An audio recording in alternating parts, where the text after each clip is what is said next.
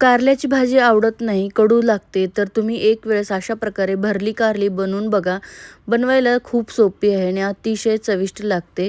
तर चला वेळ न घालवता व्हिडिओला सुरुवात करूया. त्याआधी व्हिडिओ कुठल्याही क्षणी अगदी थोडा जरी आवडला तर व्हिडिओला लाईक करायला विसरू नका. त्याने मला अजून प्रोत्साहन मिळेल तुमच्यासोबत असेच नवनवीन व्हिडिओ शेअर करण्यासाठी.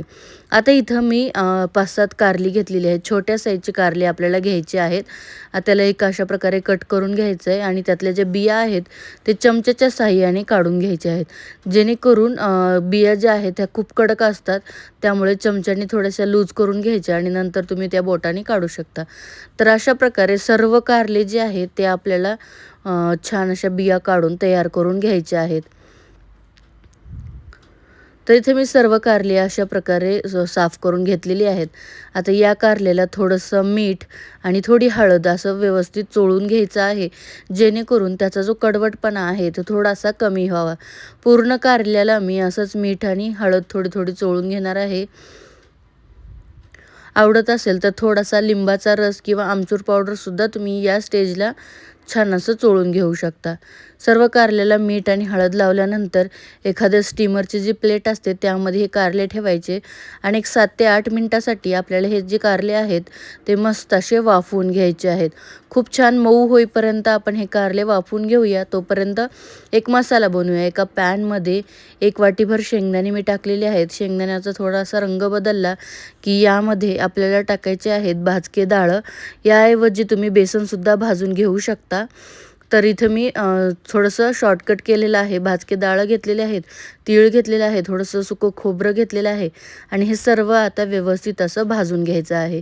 एक 2-3 मिनटं भाजलं आणि याचा सगळ्याचा रंग बदलला की त्याला मिक्सरच्या एका मोठ्या भांड्यामध्ये काढून घेऊया.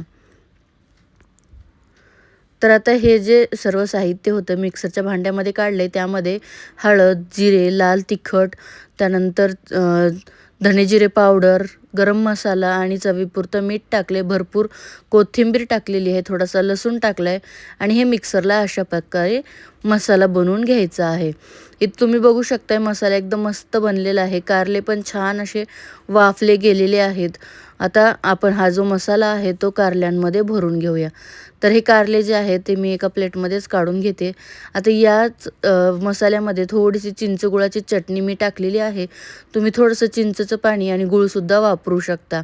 माझ्याकडे ऑलरेडी चटणी होती, त्यामुळे ती मी टाकून मिक्स करून घेतली आणि नंतर जे मिश्रण आहे ते कारल्यामध्ये अगदी दाबून दाबून भरून घ्यायचं आहे, जेणेकरून मसाला पूर्ण छान असा भरला जाईल आणि कारले खूप छान लागतील. चिंचगुळामुळे कारल्याचा कडवटपणा कमी होतो. सर्व कारले व्यवस्थित भरून घेतल्यानंतर सेम पॅनमध्ये मी 2 चमचे तेल टाकले आणि त्याच म्हणजे पॅनमध्ये मी आपले कारले छान असे फ्राय करून घेणार आहे. तुम्ही हे एअर फ्रायरला सुद्धा करू शकता.